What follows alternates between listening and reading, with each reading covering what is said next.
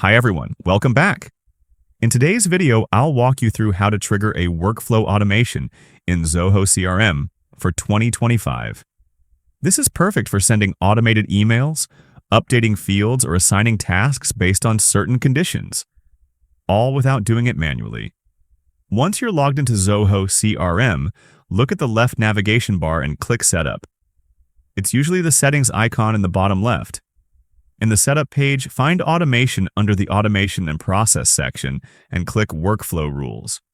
Here, click Create Rule. First, choose the module you want this workflow to apply to. For example, leads, contacts, or deals. Then, give your workflow a name and a quick description so you'll remember what it's for. Next, set the trigger. This tells Zoho when to run the workflow.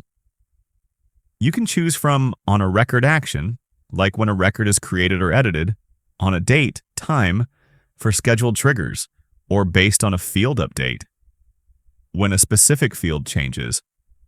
After that, define your conditions. This is where you tell Zoho exactly which records should run the workflow.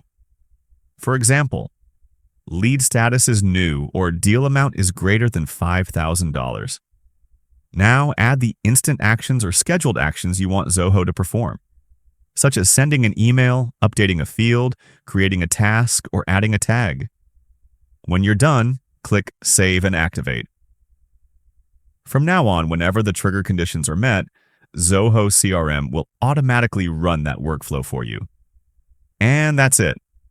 That's how you trigger workflow automation in Zoho CRM 2025. It's a huge time saver and helps keep your CRM processes running smoothly.